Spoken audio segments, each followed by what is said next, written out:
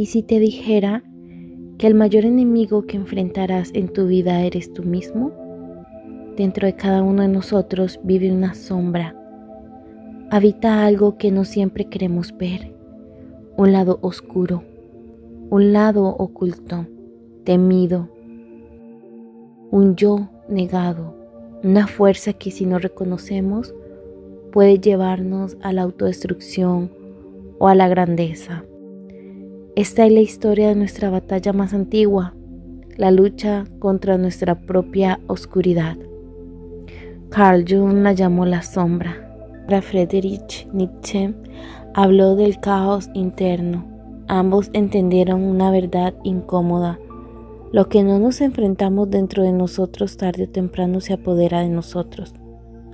Esta es la historia de cómo dos genios desde caminos distintos llegaron al mismo umbral, el encuentro con nuestro lado más oscuro. La sombra, según Jung, no es una entidad maligna separada de ti. Es la suma de todo lo que has reprimido, tus miedos, tus deseos inconfesables, tus impulsos agresivos, tus inseguridades. No la creaste porque quisieras, la creaste para sobrevivir. Desde pequeños aprendimos que para ser amados debíamos esconder ciertas partes de nosotros. Así, enterramos todo aquello que creímos inaceptable. Pero lo que se esconde no desaparece, solo espera en la oscuridad. ¿Y cómo se desarrolla la sombra? La sombra comienza a formarse en nuestra infancia, cuando lloraste demasiado y te dijeron no seas débil, cuando te enojaste y te gritaron no seas malo, cuando fuiste demasiado curioso y te respondieron no preguntes tonterías. Cada una de esas heridas, cada emoción negada fue enviada a un rincón oculto de tu mente. La sombra creció con cada pequeño acto de represión, no porque fueras malo, sino porque querías ser aceptado, amado y seguro.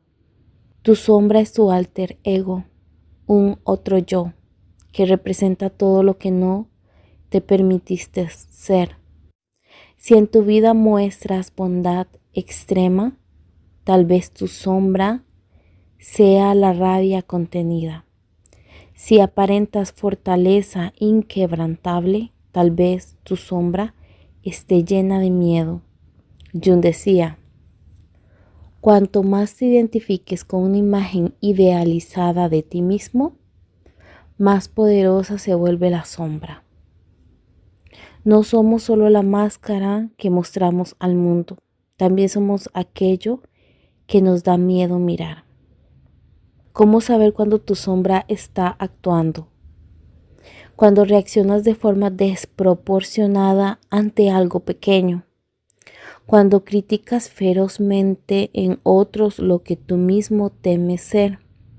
Cuando te sientes vacío aunque aparentemente tengas todo. Y cuando sientes culpa, vergüenza o ira sin comprender de dónde vienen. La sombra se expresa en los momentos en que pierdes el control y luego te preguntas, ¿por qué actúo así? No era yo, pero sí era una parte de mí. Ignorar la sombra tiene un precio. Una sombra no reconocida puede sabotear tus relaciones, destruir tu autoestima, hacerte vivir en ansiedad o depresión. Cuanto más luchas por ser perfecto por fuera, más caos puede crecer dentro de ti. La sombra no quiere destruirte, quiere ser vista. Quiere que la integres, que la reconozcas que también eres un humano imperfecto y completo. Mucho antes de Jung, Friedrich Nietzsche ya advertía que dentro del ser humano habita un caos interior, un mar de pasiones, instintos y deseos reprimidos por la moral, la sociedad y la religión. Para Nietzsche, quien reprime su caos se convierte en un ser vacío, un último hombre pequeño, mediocre, incapaz de crear, incapaz de amar con fuerza, incapaz de vivir plenamente. Tanto Jung como Nietzsche entendieron lo siguiente, que ignorar nuestro lado oscuro no nos hace mejores, nos hace más vulnerables. Lo reprimido no muere, se vuelve resentimiento, odio, violencia y autodestrucción. Aquello que no enfrentamos dentro, lo encontramos fuera y lo llamaremos destino. Palabras de Jung. En los casos extremos, esta desconexión entre la conciencia y la sombra ha dado lugar a los horrores más oscuros de la historia, los criminales seriales, pero ¿qué ocurre en su mente? La mayoría de nosotros tiene mecanismos para controlar los impulsos que no encajan en las normas sociales. Pero en ciertos individuos, estos impulsos reprimidos no son reconocidos ni controlados. Jung explicó que lo que no se integra en la conciencia no desaparece. Así, personas aparentemente normales pueden esconder deseos violentos, sadismos, impulsos destructivos que terminen manifestándose cuando la sombra domina. Un caso muy conocido es el de Ted Bundy. En la superficie, Bundy era carismático, trabajaba en campañas políticas, era bien visto socialmente, pero dentro de él vivía una sombra incontrolable, un profundo odio hacia las mujeres, violencia reprimida, un deseo de poder absoluto. Como no pudo integrar esas emociones, su sombra no salió a la superficie, sino que devoró por completo su humanidad. Otro ejemplo es Jeffrey Dahmer. Manifestó una desconexión total con la empatía y la moralidad. En su infancia, Dahmer mostraba signos de aislamiento emocional. Nadie ayudó a confrontar su oscuridad interna y terminó convirtiéndose en uno de los criminales más macabros. ¿Qué nos enseña esto? Estos casos nos muestran algo aterrador. Cuando la sombra crece en silencio, puede llevar a una desconexión completa con la empatía, compasión y la moralidad. Los criminales seriales no nacieron monstruos. La mayoría fueron niños que en algún momento dejaron de ser vistos, comprendidos y amados. La represión externa, el abandono emocional y la incapacidad de integrar sus impulsos crearon el terreno perfecto para que su sombra tomara control absoluto. La línea que separa la civilización de la barbarie es más delgada de lo que creemos, pero no todo es tragedia. Hay quienes han enfrentado su sombra y la han transformado en arte, sabiduría y compasión.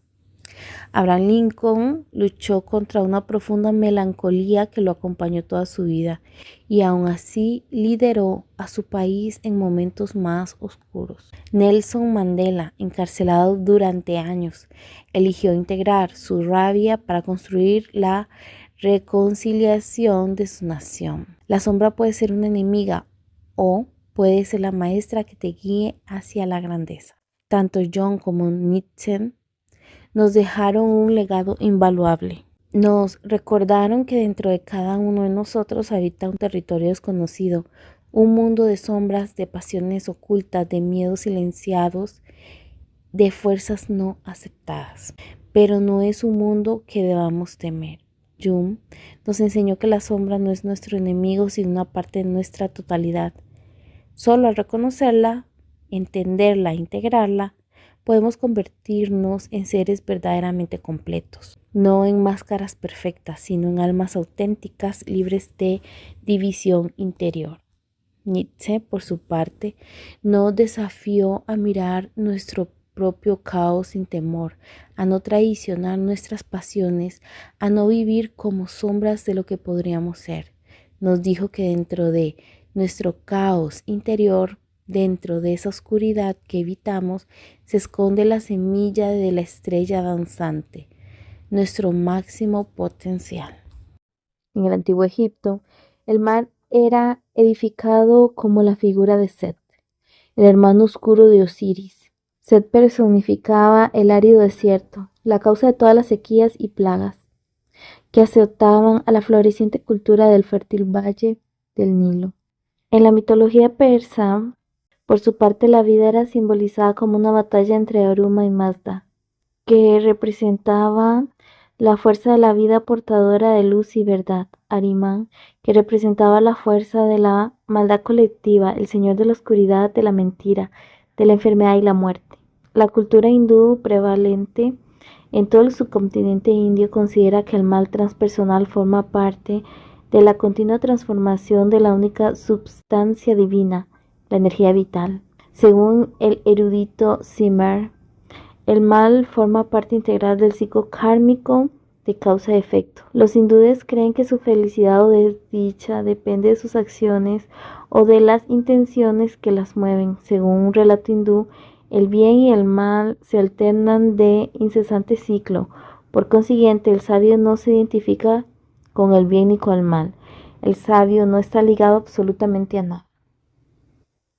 El pensamiento occidental, por su parte, se sustenta en los aleccionadores relatos de la Biblia cristiana y en la mitología griega. Toda nuestra cultura se halla impregnada con imágenes procedentes del drama del Antiguo Testamento, la historia de un pueblo guiado por la conciencia que sostuvo un privilegiado diálogo con su Creador. En los grandes mitos griegos, el mal es una fuerza preexistente con la que se deben contar los mortales.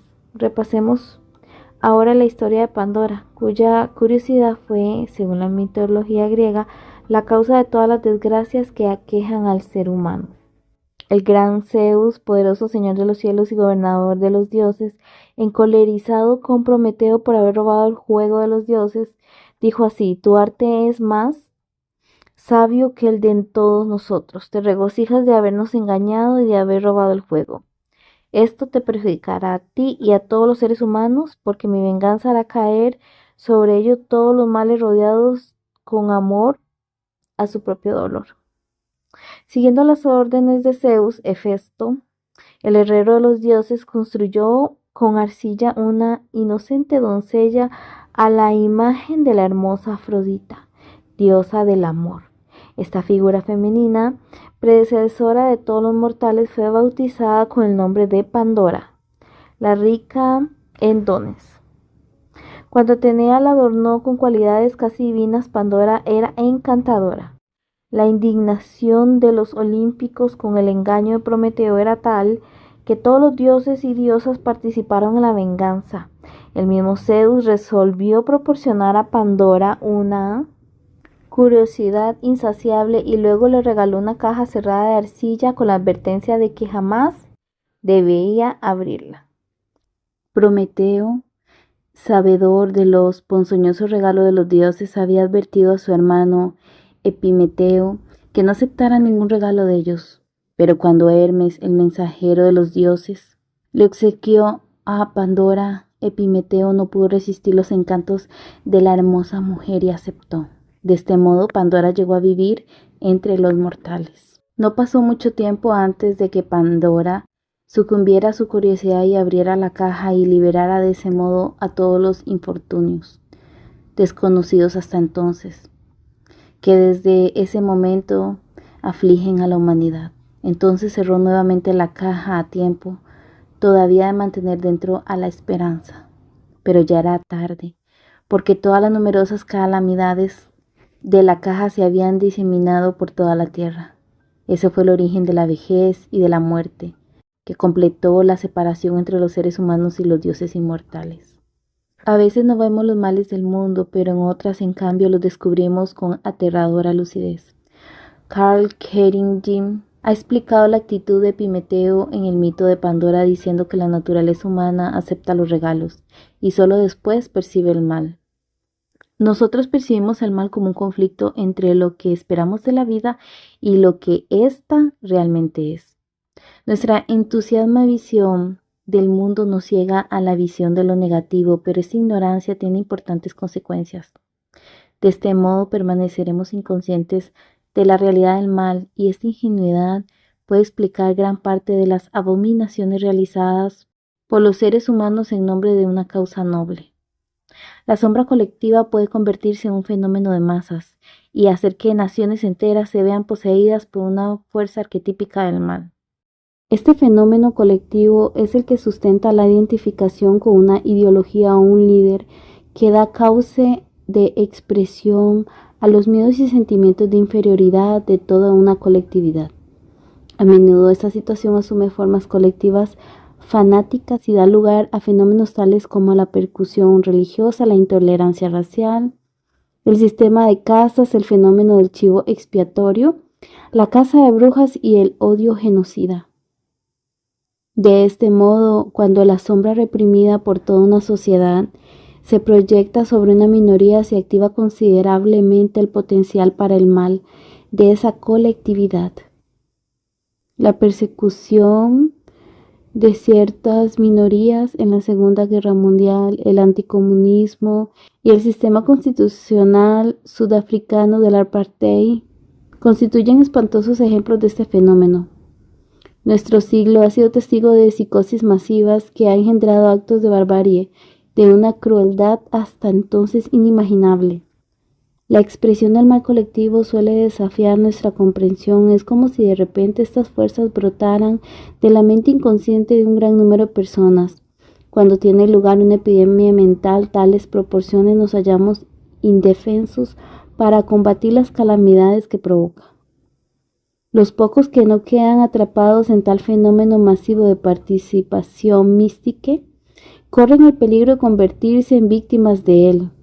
Consideremos, sin ir más lejos, la negativa del pueblo alemán a aceptar la existencia de los campos de exterminio, la ceguera del mundo entero al régimen genocida del Khmer Rojo de Camboya o la indiferencia global al sufrimiento del pueblo tibetano a manos del despiadado comunismo chino. Este fenómeno colectivo suele personificarse en un determinado líder político. Napoleón, Stanley, Hitler, Pol Pot, Saddam Hussein, por ejemplo, quien sobrelleva entonces las proyecciones colectivas reprimidas por toda una cultura.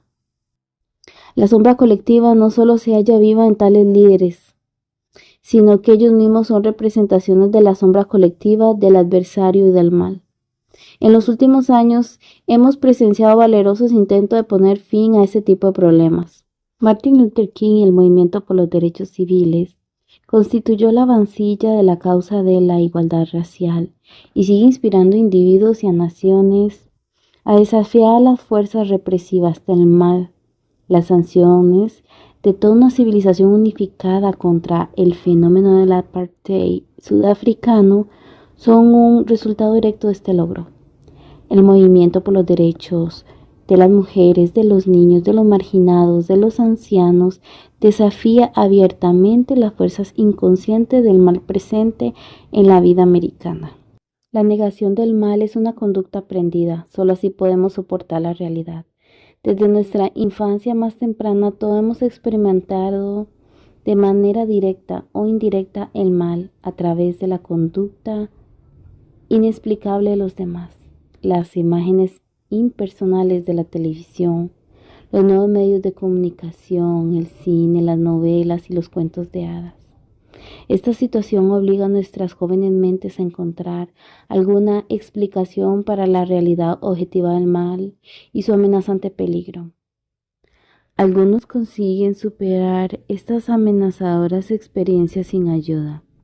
Las formulaciones infantiles sobre las sombras y el mal, tales como el hombre del saco, por ejemplo, eliminan la inmediatez de tal presagio del peligro, pero constituyen pobres adaptaciones posteriores a la vida, generando todo tipo de síntomas, desde el miedo a la oscuridad a perturbadoras reacciones fóbicas. Hay quienes lamentablemente se hallaron expuestos de manera prematura y trágica al abismo del mal, que fueron víctimas del abuso infantil, de las guerras y otros tipos de crímenes, y que jamás han terminado de recuperarse de tales experiencias. Otros han recibido un adoctrinamiento religioso tan extraordinariamente dogmático sobre el mal del mundo, que sobreviven con estereotipos de azufre, fuego, infiernos, castigos y todo tipo de supersticiones relativas al bien y al mal. Pero la negación del mal constituye una aflicción permanente a la humanidad, que quizás constituye la forma más peligrosa de pensar.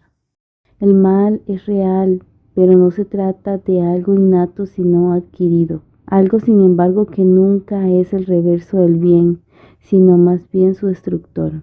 Por más que se repita una y otra vez, no es cierto que el mal, la destructividad y la perversión constituyan un aspecto ineludible de la existencia humana. Cierto es que el mal siempre produce más mal y con ello un océano de sufrimiento.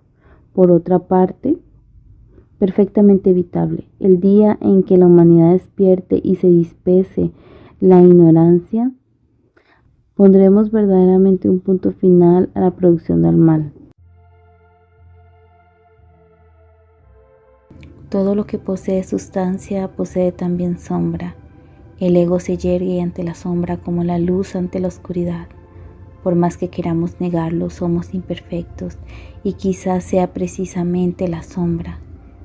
Las cualidades que no aceptamos de nosotros mismos, como la agresividad, la vergüenza, la culpa y el sufrimiento, por ejemplo. La que nos permite acceder a nuestra propia humanidad. Utilizamos todo tipo de metáforas para referirnos al encuentro directo con nuestro aspecto más oscuro. Descubrir nuestros demonios, luchar contra el diablo, descender al mundo subterráneo, noche oscura del alma, ese aspecto tenebroso al que denominamos de diversas maneras el yo enajenado, el yo interior, gemelo o hermano oscuro, el alter ego. ¿Pero somos nosotros los que poseemos una sombra o acaso es la sombra la que nos posee a nosotros? Carl Jung formuló esta misma pregunta como una adivinanza cuando dijo: ¿cómo puedes encontrar a un león que no te ha devorado? La sombra es por definición inconsciente y por consiguiente no siempre es posible saber si estamos o no sometidos al dominio de alguno de los contenidos de nuestra sombra.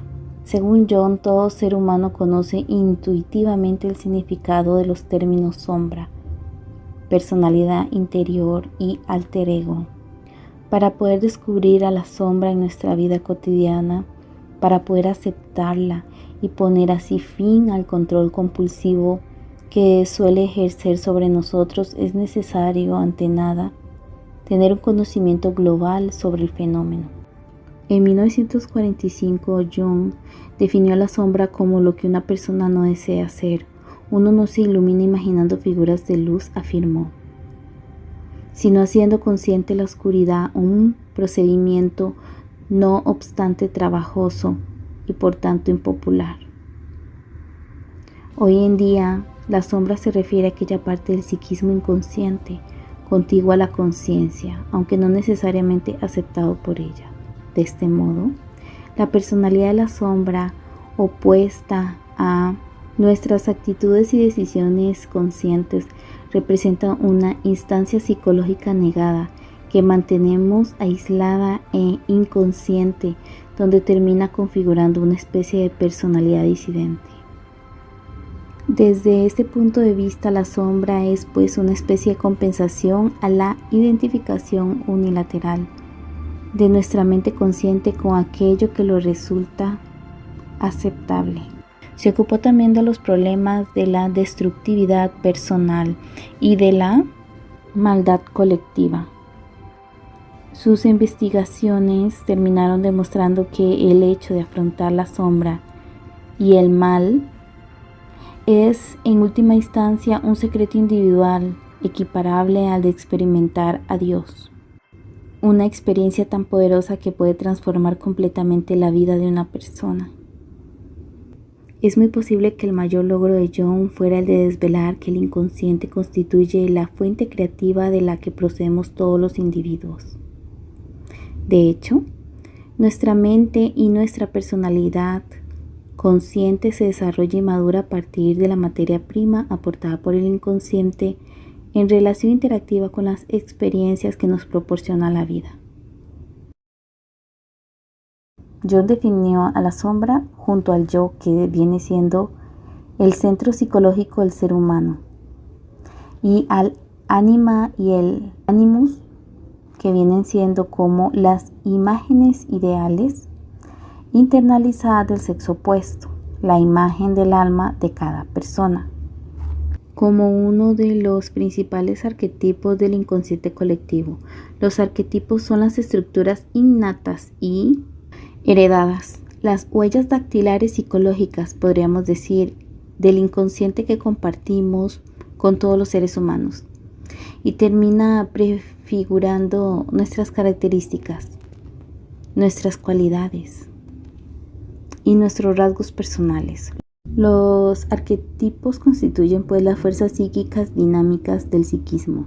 Según el terapeuta William Miller, en su libro Your Golden Shadow, Descubrir a la sombra en la vida cotidiana, Miller nos muestra un camino hacia la sombra en la vida cotidiana a través de proyecciones.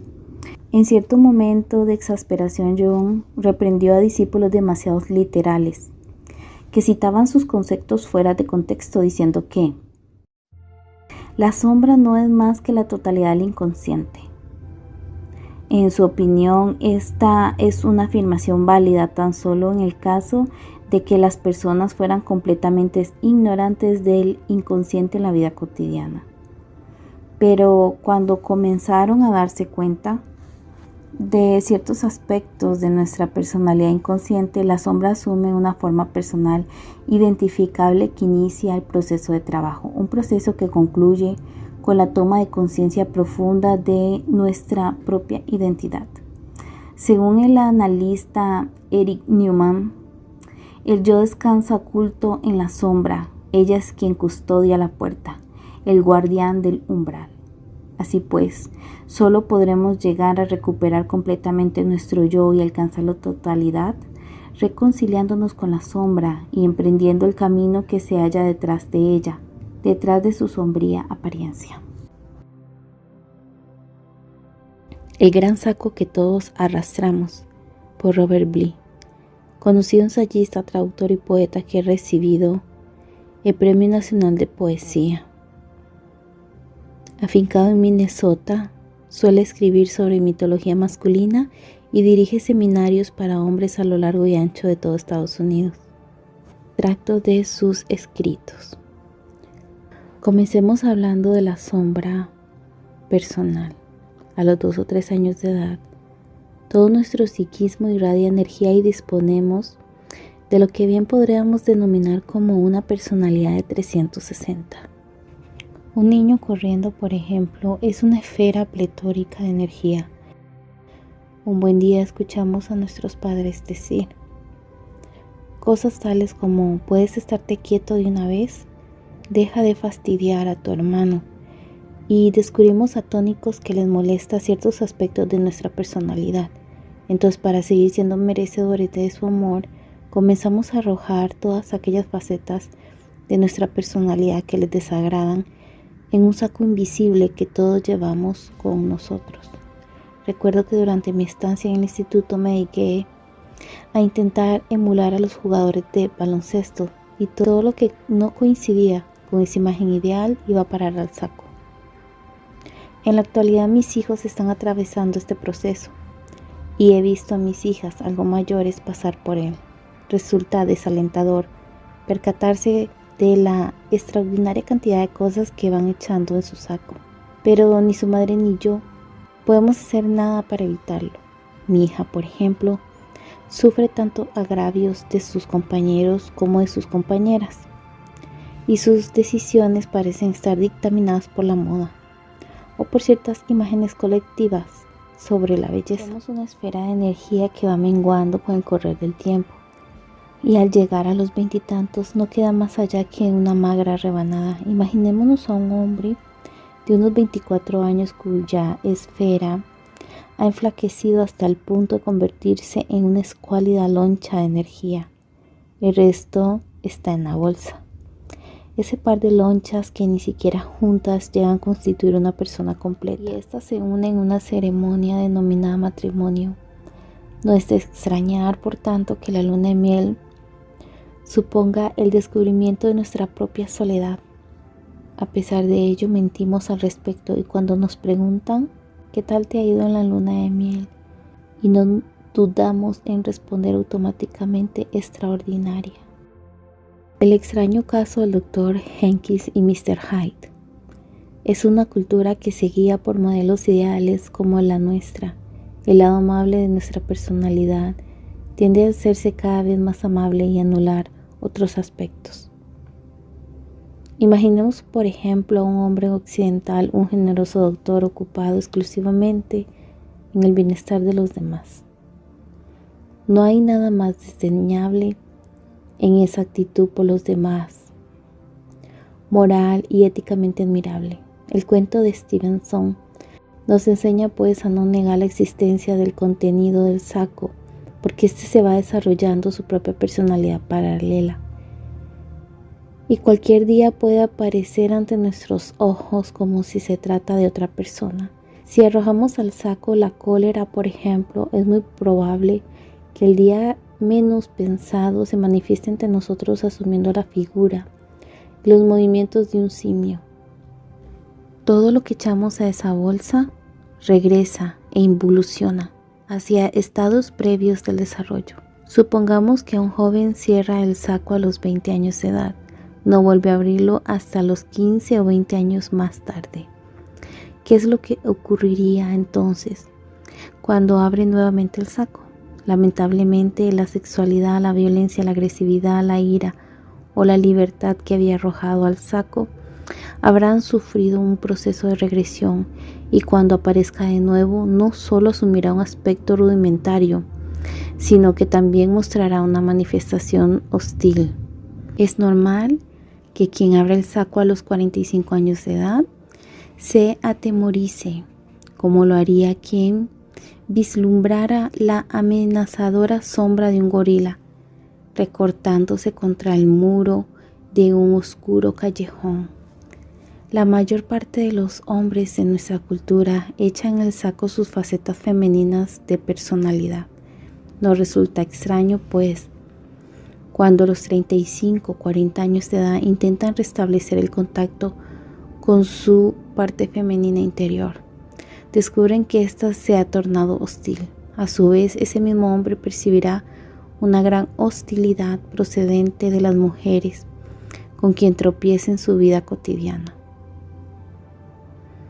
En el dominio de lo psicológico existe una regla fundamental: como es adentro, es afuera. Si una mujer, por ejemplo, desea ser valorada por su feminidad y arroja al saco los aspectos masculinos de su personalidad, es posible que con el transcurrir de los años descubra una fuerte aversión hacia los hombres y que sus críticas hacia ellos se tornen ásperas e inflexibles. Así, aunque conviva con un hombre hostil que le proporcione una cierta justificación para expresar su hostilidad, una válvula de escape para aliviar su presión, se encontrará no obstante en apuros, porque eso no le ayudará a resolver el problema de su propio saco.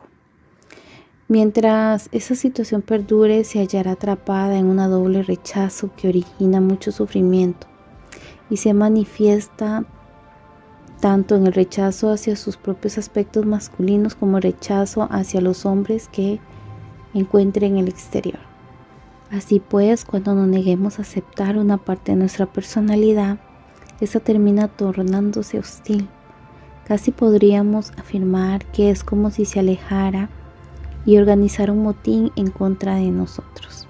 Sabemos que es de mal gusto disfrutar con el dolor y el infortunio de los demás, pero nos resulta muy divertido las caídas de alguien que patina por primera vez sobre el hielo. En los albores de la historia del cine, una de las escenas que más hacían disfrutar al público era el clásico resbalón sobre una piel de plátano.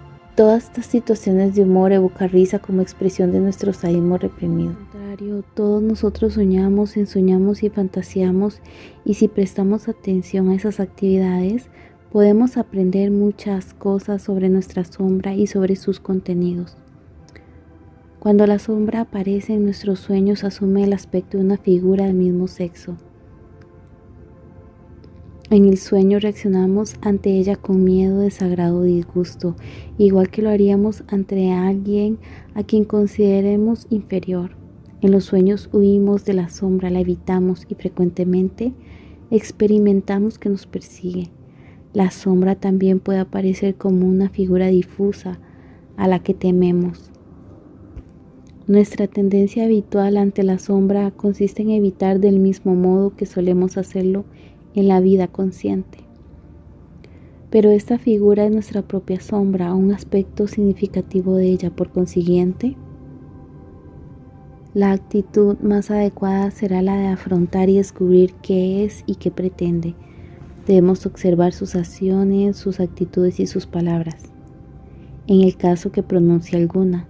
La sombra, a fin de cuentas, encarna dimensiones de nuestro ser que podríamos ser conscientes y, por tanto, constituye un yacimiento muy provechoso para nuestro autoconocimiento. Quizás insistamos en nuestra negativa a aceptar el hecho de que ensoñamos y fantaseamos, pero lo cierto es que resulta imposible que la mente se mantenga atenta y concentrada durante toda nuestra vigilia, que hasta pueden resultar aterradoras. No se trata de algo que estemos dispuestos a admitir fácilmente ante los demás, y en muchas ocasiones ni siquiera la aceptamos ante nosotros mismos.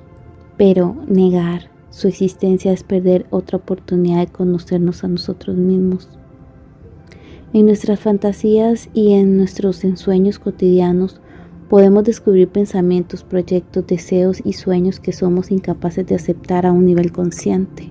Suelen ser fantasías de violencia, poder, riqueza y sexo, sueños de abundancia en lo que conseguimos lo imposible. Una vez más, la sombra se halla dispuesta a compartir su patrimonio si la aceptamos y reflexionamos sobre ella. Nadie puede tomar por nosotros la decisión de afrontar el mundo de nuestra sombra personal. Por otra parte, cada uno de nosotros tiene una vía de acceso diferente y debe seguir su propio camino. Pero aunque no exista un procedimiento universal para emprender este viaje interno al mundo de la sombra, las recomendaciones que hemos presentado en este capítulo pueden resultar de mucha utilidad. Estos ejemplos ilustran situaciones problemáticas, pero demuestran claramente el poder de las proyecciones positivas. Debemos comprender que nuestra sombra contiene tanto cualidades positivas como negativas. En este sentido, también resulta sumamente interesante enumerar las cualidades que más admitiremos a los demás. Así, por ejemplo, cuando nos escuchamos a decir: yo nunca podré ser así. Haremos bien analizar estos rasgos porque es muy probable que formen parte de nuestra sombra dorada. Nuestra sombra se debería considerar como aquellas emociones, comportamientos que hemos ido reprimiendo en nuestro saco, ya sea por agradar a alguien, por encajar en una sociedad, por formar parte de un colectivo. No siempre tiene que ser algo oscuro o negativo. A veces son aspectos importantes que nos recrean y nos ayudaban a expresar nuestra creatividad. Lo tapamos, lo ocultamos y se pierde esa parte de nuestra personalidad. Los miedos son parte de esa sombra que hay que descubrir.